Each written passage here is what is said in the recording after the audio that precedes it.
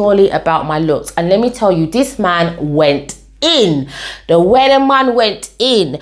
I had to question myself, and I was like, do I cuss at his clout or do I remain professional? Hey, it's your girl Miss Lee here. Welcome back to my channel. Good morning, good evening, or good night, depending on where you are. And if you haven't done so already, or you're new to the channel, please remember to hit that subscribe button, the thumbs up, and the notification so that you are aware every time your girl drops new content. Also, you can follow me via my other social media platforms. I have put the link across the screen. So today, guys, I'm in my feelings, and I just thought I would come on here and share it with yourselves because it may make me feel better.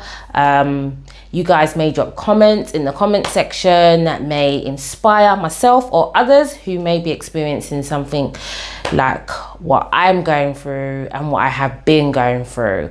So when is enough enough? Why is it okay that people, I'm in my grown ass age in my life, and it's still okay for men and women to comment on my appearance, to comment on my natural appearance. When I say natural appearance, I'm not talking about any work I've had done on my body. I'm talking about my appearance, which would be my face. Okay, my skin complexion, my broad nose, my big lips.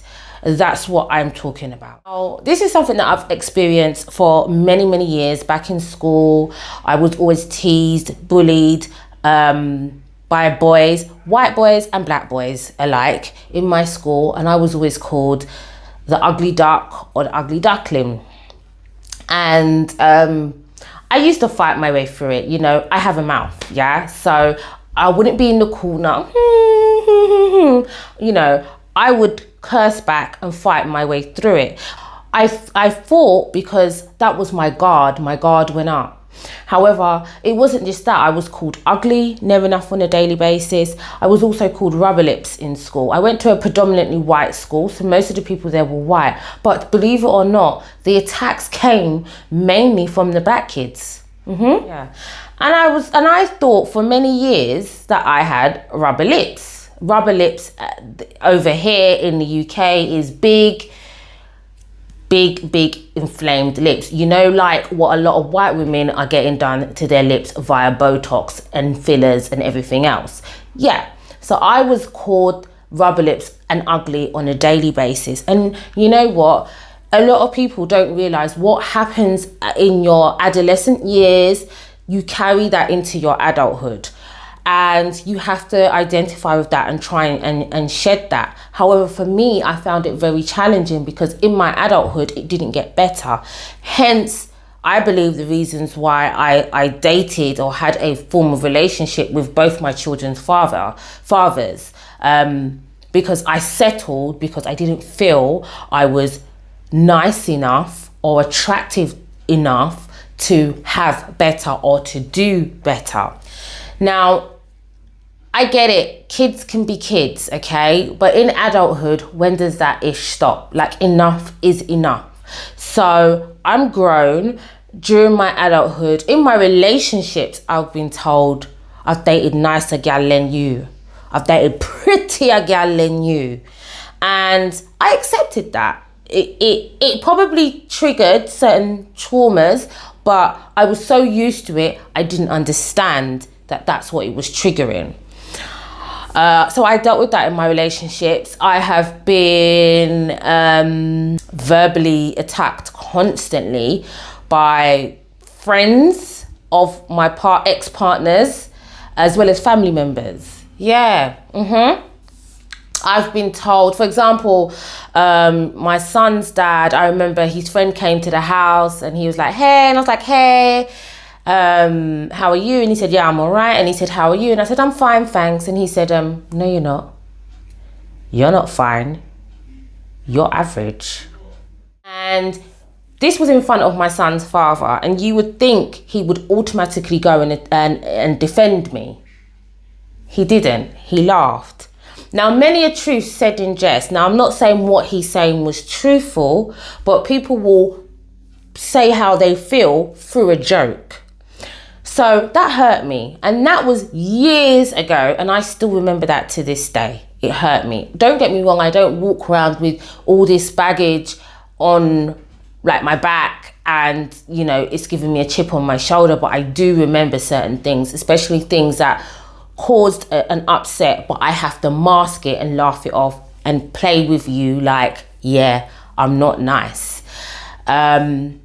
These are just random things I can remember. During like my other children's dad, his family members felt it was okay to compare me. You know, do you think you're pretty? Do you think you're nice? How dare you ask me those questions? He even said to me, I don't know why you're getting jealous over, this is someone who he cheated on me with. I don't know why you're getting jealous over so-and-so because me did get prettier girl than you and prettier girl than her. So why are you getting jealous? Okay, the only common theme in my adult life I would say is that they were Jamaican heritage. Not Jamaican heritage, sorry, Jamaican born. Okay, now my family are Jamaican born, so I'm not just going to go in and attack Jamaicans, but this has been my experience. I have always been attacked about my appearance, my look, or my beauty by Jamaicans. I remember I worked with a Jamaican girl. I worked in a salon. Everyone has a Saturday job as a kid, right? So I was about 17 and I worked in the salon. And the girl turned around and said to me, do you know what? Some ugly people are really, really pretty inside. And then she paused, didn't think nothing of it. And then she said a few seconds later, like you, like you. And then I was like, oh my God, you're so rude. And she laughed and I laughed it off because I was used to doing that. But why does she feel it's okay that she can talk to me like that? One thing with me, anybody that knows me personally, I will not attack your physical appearance. I will try my best, unless you get my back up, I will try my best not to be rude or hurt your feelings. But people feel it's okay to attack me. Now, I don't know if it's because I'm a chocolate girl. I don't know if it's because I've got big nose or big lips, or I am just unattractive. I used to have a space in my teeth before I got my braces put on. So I don't know why people feel that they've got the green light to attack me, and it's really pissing me off. Fast forward a few years, this happens constantly. Now I remember this guy, he's an African guy, and he's a mutual friend of me and another female, one of my other friends. And they were kind of seeing each other, and we was in his bar. And I can't even remember the comment that she made, but she made a comment as if to say, she made a comment and she said like, well, you're always nice to Lee, like you're always nice, or I can't remember, something along them lines. And he went, do you think I like Lee? Me like her? Now again, I laughed this off. But deep down, it triggered the traumas that I've always experienced. It wasn't that he didn't like me or found me attractive. It was his delivery. The delivery of disgust, which is what hurt. Why is it okay to do that? If the roles was reversed and my friend said, do you like, it wasn't even along them words, but it wasn't those exact words, sorry, but it was something along those lines. If my friend had asked me in front of the guy if I found him attractive, which I don't, or if I liked him, I wouldn't have hurt his feelings. I would have been like, no man, we're cool. He's a cool guy. He's good looking, but just, we're cool. Maybe I would say, I find you good looking, but you're not for me, or something along them lines. Okay, maybe that's still hurtful, but I wouldn't deliver my response the way this guy delivered and previous. So, what's triggered me again? I mean, I get this constantly. I've been told constantly, I'm not nice. I'm not this, I'm not that. I'm a dark-skinned girl. Oh, you dark-skinned girls always have a chip on your shoulder. Or now, my problem is dark-skin versus light-skin, say. And the reason why I'm going to bring it there is because most of these attacks, apart from the kids in secondary school, but most of them, even in secondary school, the attacks was from my own race. For men, especially, and boys, darker than me, you know. But their preference was fairer women or fairer girls or women or white girls. So that's where that's coming from. Now, for me, I just feel I'm at a point in my life where I shouldn't still be experiencing this ish. Fast forward again. Today, there was another point I wanted to say, but I've completely missed it because I'm just talking now, guys. So, I was talking about the light skin, dark skin thing. Okay, yeah, so it's a thing. Yeah, it is a thing. In school, I had fair skin friends. They always got boys, you know. Okay, you shouldn't be looking for a man in school, not man, but boys in school, you know. But that's what adolescents, teenagers do, you know. I always fancy the boy, and he never fancied me back. And it was always a level of disgust. Maybe I looked a hot mess. The thing is, I believe in myself to the point where I don't believe I look a mess, because I've always, from school days, taken pride in my appearance. But, you know, I clearly offend others. So, my fairer skin friends always got guys and stuff like that. Going into adulthood, it's the same thing. Now, I know fair skinned people who've not been called ugly. I know dark skinned people who've not been called ugly. Okay? But in my experience, I'm always attacked with the words ugly or I'm not nice. And it's always by black people, men and women. And then when I check the type of person they go for, even if it's not regarding like their physical attraction, it's not a dark chocolate kind of girl. So it's definitely colorism. Now, this has definitely affected me. And as I was saying, fast forward to today, I got a call a few days ago from my friend asking me to stand in for her for a presenting role. And, you know, without really thinking it through, I agreed.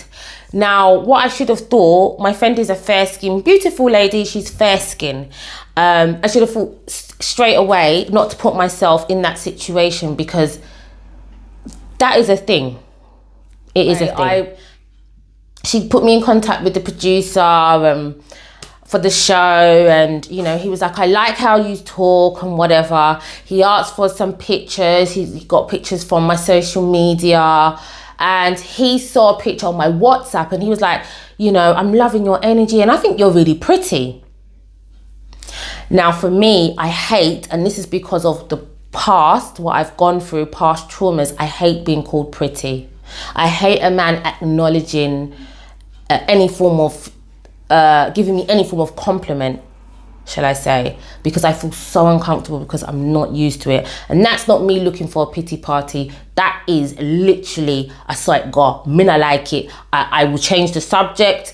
I've learned to say thank you. I will say thank you quickly and change the subject and move on quickly. I feel very, very, very uncomfortable with somebody telling me that they do like my appearance now. It's really uncomfortable. Anyway, the guy was like, yeah, you look really pretty, whatever. Cut a long story short, he said, you know what? Come and meet me on Monday. Come and meet me so that we can meet face to face and I can show you around the studio. So I was like, all right, cool. Now, I remember thinking, what shall I wear? Because it's not an audition. It's not an interview. It's just a kind of meet. So just look casual, but neat. I can do that. I do that every day, all day. So I had my face done, exactly how I've got it done now. My hair's the same. Maybe it was a little bit neater because my hair's a bit messy at the moment, but my hair's the same. I had on a fitted top, so the same kind of material as this, but long sleeve. I didn't show any cleavage. It was like I think it was like a square neck, is that what it's called? I don't know what it's called, but anyway, it was fitted, and I had on jeans, not ripped jeans, just nice fitted jeans, little skinny belt, and some boots, flat boots. And it's very cold over here in London, so, you know, I had my coat on, that with the fur inside and stuff. Now, I've met this guy, we've had a quick chat. I did sense there was something not quite, I was getting energies that was a bit negative. However, he started saying, oh, in this audition, and I was like, audition? You didn't tell me that this was an audition. Anyway, went through I spent about an hour, went through some lines with him. He didn't tell me that's what he wanted me to do, but your girl ain't backing away from ish. Went through some lines. This guy is Jamaican, by the way. So anyway, went through some lines or whatever. And then he dropped, I'm still auditioning. First of all, let me rewind. In our conversation a few days prior, he said, I love your energy on the phone. I'm loving the pictures. I'm not even going to audition anybody anymore. I'm going to use you. So just come so that we can meet face to face and I can show you around. Cool. When I got there, he decided to throw in, this is an audition. And by the way, I'm auditioning other people. So I was like, oh, where's this other people come from? Okay, well, cool. Anyway, as I said, your girl ain't backing from ish. So I done it, whatever, left. He said he was going to give me a call like a day or so later. He gave me a call a couple of days later. Anyway, spoke to him and he was like, I was like, hey, how are you? He was like, yeah, I'm good now. But to be honestly, I'm really disappointed in you. And I was like, whoa. And he was like, I'm really disappointed in you. First of all, the way you came to your audition, you did not look the part. I had to stop him and say, I wasn't told it was an audition. You told me to meet you and to show me around. Anyway, at first I just thought, okay. He mentioned my attire. He said your attire was just so casual, but it was the way you looked. You don't look like you fit the part. You didn't look like a presenter. You didn't look like you have what it takes, sorry. Now, he never spoke about the lines that I went through with him, the actual audition that I did with him. He never spoke about that. He never said that, your delivery wasn't great or you didn't project your voice in a certain way or whatever. It was purely about my looks. And let me tell you, this man went in. The wedding man went in. I had to question myself and I was like, do I cuss at his clerk or do I remain professional? And I decided to remain professional because I felt I was in more control if I remained professional. If I dropped the bar, I would have told him about himself and his BC, and I didn't want to do that. That's not what I wanted to do. He also mentioned this is what you get when you work with do things with black people. First of all, the show that he's putting on is a black show. It's a black show for black people, yeah? Oh, anyone could watch it, but it's a black show. It's on a black network.